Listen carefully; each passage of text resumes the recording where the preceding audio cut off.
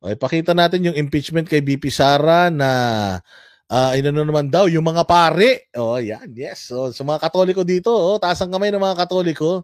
Yung mga kaparian natin, puki ng inang mga pari na ito. Itong mga pari natin, mga bossing, imbis na mangaral ng salita ng Diyos, putang ina mga ito, nakikialam sa problema ng gobyerno. Kaya itong gobyerno nakikialam sa mga religious organizations dahil itong mga hayop na mga pari na ito, nakikialam din sa politika. Putang ina niyan. Kalinaw-linaw naman ng trabaho ng mga pare. Magturo na lang tayo ng salita ng Panginoon. Yung mga tao na ayaw sa politika, magsisimba sa inyo dahil gusto nilang makarinig ng salita ng Diyos, isisingit nyo pa rin yung mga politika, yung mga punyeta kayo. Di ba? Hayop kayo. So ngayon naman, pati pagsasampa ng impeachment, nakikialam pa kayo. Anong kinalaman nyo dito? Anong kinalaman ng pagiging pari nyo dito? Punyemas kayo ni hindi nga kayo nagpapakain sa mga walang makain na mga Pilipino sa paligid ng mga simbahan yung mga buwisit kayo. Di ba? Ni hindi nga kayo hindi nga kayo makapagkawang gawa nang hindi ninyo hinihingi sa taong bayan, sa mga churchgoers ninyo, yung pondong gagamitin nyo sa mga outreach programs ninyo. Makikialam pa kayo dito sa issue ng gobyerno, hindi naman kayo kasali. Di ba? Sabi ng mga BBM fanatics, Boss Dada, bakit din daw nakialam ang KOJC at INC sa gobyerno? Kung hindi ba naman kayo mga tanga, nakita nyo ba ginawa ng gobyerno sa INC, sa KOJC? At saka, ang INC at ang KOJC, tumutulong sila sa Pilipinas. Tumutulong silang labanan yung mga kalaban ng Pilipinas. Ang KOJC, tumulong sa gobyerno para maubos ang mga rebelde. Itong mga pare, anong ginawa? Kinakanlong yung mga rebelde. Marami pa nga na mga pare, mga rebelde. Si Cabsec Evasco, pari yun, rebelde. Si Balweg ba? Basta yung taga Mountain Province, pari yun, rebelde. Diba? So nakikialam ang KOJC sa papaanong paraan. Inuutosan ba nila si Duterte? Nagsasampa ba sila ng mga kaso sa mga korap? Di ba ang nilabanan ng KOJC yung mga kalaban ng Pilipinas? Ano masama ron? Nilalabanan na ng KOJC yung kalaban na simbahan ng mga satanas, nilalabanan pa nila yung mga kriminal. Ayaw nyo nun? Nakialam ba sa politika KOJC? Nakialam ba sila sa pagdidesisyon ng presidente? Humingi ba si Pastor Apollo Kibuloy ng posisyon sa gobyerno noong mga panahon na si PRRD yung nakaupo? Siya pa nga napagastos eh. Yung istasyon niya pinahiram niya pa nga sa gobyerno para lang makapagbalita ng magagandang nagawa ni PRD dahil kalaban lahat ng media outlet Tama? Di ba? Ngayon, si Pastor Apollo Kibuloy, tumatakbong senador. Sasabihin nyo, bakit tumatakbo siya senador? Akala ko ba ayaw nyo sa politika? Pinulitika na siya Ginawa na siyang biktima. Biktima na siya ng pang-aabuso. Bakit sa tingin nyo kailangan ni Pastor Apollo Kibuloy ito? Mas kailangan natin to. Kailangan natin si Pastor sa Senado. Kasi gusto natin nung brand nung serbisyo niya. Ganun yun. Itong mga pari na to, linis-linisan. Ang daming mga kaso din ng mga pari niyan. Di ba? Iniisip ninyo yung mga hinihinging tithes, offerings ng INC at KOJC. Bakit? Katoliko wala? Tang ina yung Katoliko nga, mayroon ng second offering, may third offering, fourth offering, hanggang fifth offering. Ganon din naman yung binibigay natin sa simbahan natin, pinagpapagawa rin naman ng mga bubong, pinambibili din naman ng mga pajero ng mga pari Oo. O ba galit kayo sa INC at saka sa KOJC kapag mayaman sila? Masyado kayong masyado silang mga epal. So eto mga pare, nakikialam sa impeachment, nakikialam sa gobyerno. Nakita nyo ba INC na nagsampa ng kaso? Nakialam sa sa mga ganyan? O ano sabi ng INC? Ayaw namin ng impeachment kasi it will divide our country. At pag na-divide ang country natin, it's our moral responsibility na hindi matuloy yung itong hakbang na ito na magsisira sa bayan natin. Di ba? Gagawa ngayon sila ng pagkilos para hindi matuloy itong pagsira sa bayang Pilipinas. Tumutulong sila for nation building. Itong mga putang pari na to, tumutulong ba to for nation building? Ang daming pari nagtatago ng mga rebelde. Tapos ngayon, magsasampa kayo ng kaso kay Inday. Alam nyo ba kung ano yung kasama sa sinampa nilang kaso? Grounds for impeachment daw yung pagtatantrums ni Inday dun sa Zoom meeting. Hindi nga kayo makakita ng grounds for impeachment na malinaw na grounds for impeachment eh. Tapos gusto nyo ipa-impeach si Inday Sara? O pakinggan natin to. Ng ikatlong impeachment complaint laban kay Vice President Sara Duterte. Moral obligation na raw ang alisin sa opisina si VP Sara. Nasa frontline balitang yan si Marian Enriquez. Mga pari mula sa Diocese of Novaliches, Order of Carmelites at Congregation of Mission, meron ding mga non-government organization at grupo ng mga abogado. Sila ang mga complainant sa ikatlong impeachment complaint na inihain sa Kamara laban kay Vice President Sara Duterte. Ano mo pare? Putang hawak demanda. Di ba dapat ang hawak mo, Biblia? Ang hawak demanda, saan ka makakita? Alam mo, kaya ako nahihiya talaga ako na ako'y Katoliko eh. Nakakahiya ako kasi talagang Katoliko ako eh. Nakakahiya na putang ina yung mga pare. Sabi ko nga sa'yo eh, nanay ko nagsiserve yan sa church eh. Naririnig daw niya. Minsan nga daw, visit siya dun sa pare nila eh. Pero wala siya magagawa eh, nagsiserve siya sa church eh. Ayun ba na nakikialam sa politika? Paano yung call out kay Inday Sara? Putang ina, hindi mo naman trabaho yan, father. Hindi yung trabaho yan. Save ninyo as much soul na masasave ninyo para hindi sila magkasala.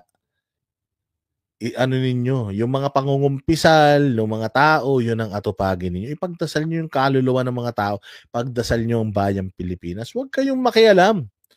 Ikialam kayo sa affairs ng gobyerno. Kung gusto nyo palang makialam sa affairs ng gobyerno, tumakbo na kayo. Tumakbo na kayong mga politiko para talagang may say na kayo. Hindi yung putang ina niyan. Nakikialam kayo sa problema ng bayan, hindi naman nyo dapat ang problema nyo yung marami na masyadong demonyo. Yung illiteracy ng mga Pilipino pagdating sa salita ng Diyos. Yun ang atupagin ninyo. Dumami yung mga Pilipino na magbalik sa simbahan, magbalik sa pakikinig sa inyo, magbalik sa pagbabasa ng Biblia. Dapat yun, turo ng Diyos ang atupagin ninyo, hindi yung mga kaso-kaso na ganyan. Nakikialam kayo sa mga kaso, yung mga rapist na mga pare, hindi nyo nga matanggal sa hanay ninyo. Nakikialam na kayo sa problema ng bayan. Daming manyakol na pare, ang daming rapist na pare, magnanakaw na pare. May kilala pa akong pare, puta kabit.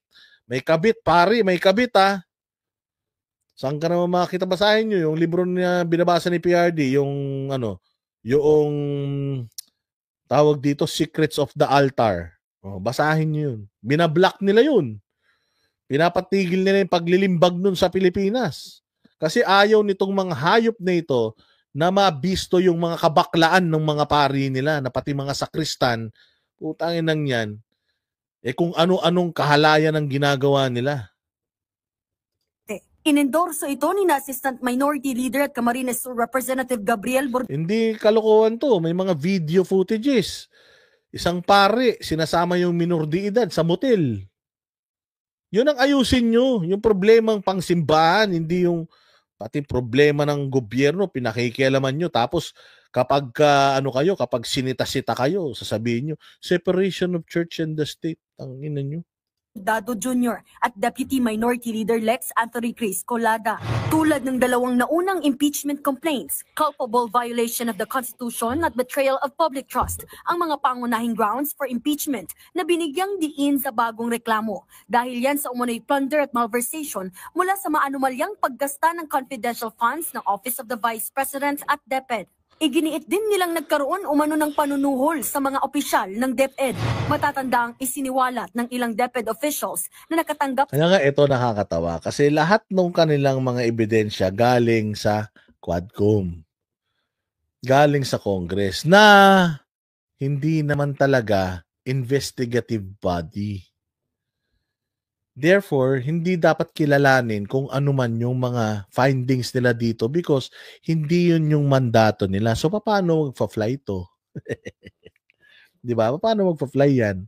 Buti sana kung yung investigation, halimbawa, galing mismo sa COA. Sinabi ng COA, nagnakaw. Pinail ng COA sa ombudsman. Ombudsman, sinabi nagnakaw. Ayun, pwede na. Kasi nga, ang talagang may ebidensya, yung tamang ahensya ng gobyerno. Pero mantakin mo, ang ahensya ng gobyerno na nagbibigay ng ebidensya doon sa mga nagsasampa ng kaso ni hindi nila trabaho yung mag-gather ng ebidensya. Bahala na kayong kumunik.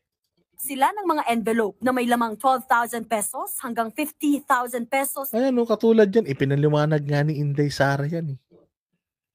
Yung mga sobre na yan, nanggagaling yan saan? Kay Lisa. Oh, kinuha, pinick up ba yun ng mga congressman? Pinick up ba yun ng media? Pinick up nila yung threat, pero yung mga pinagsasabi niya doon, hindi nila pinick up. Yung sobre na yan, galing yan kay Lisa according to Sara. Pero ginamit nila yan para sa kanilang impeachment complaint. Papaano? Pagdating sa Senado, may maipakitang text or may maipakita si Inday na evidence na inuutusan siya ni Lisa na magbigay ng pera sa mga yan, paano na? Yari kayo dyan. Na cash. Galing daw yan sa opisina noon ng kalihim. Illegal din daw ang disbursement o paggamit ng pondo ng DISE. The legal and constitutional obligation Anong constitutional? Constitutional. Ano? Yung sabi mo? and constitutional Anong constitutional? Pukin ng ina, abogado ka, constitutional? Anong klase to? Tangin na magsasampa ng kaso, hindi naman marunong. Ulitin natin. Ang pondo ng DISE. the legal and constitutional obligation Anong constitutional? Constitutional, sir. Tangin na, galing-galingan. Abogado, constitutional, hindi mabanggit ng maayos. Paano kami maniniwala sa inyo kung constitutional? Ba't ba lahat ng nagsasampa ng kaso kay BP Sara puros kundi bulol, tanga? Constitutional? Ano yung constitutional? Ay na, para kayong mga grade 1. Ng DISE. the legal and constitutional obligation Constitutional. Okay ng ina nyo, bahala kayo sa buhay nyo. of the members of the House of Representatives to impeach and for the Senate to remove from office the sitting Vice President of the Republic of the Philippines.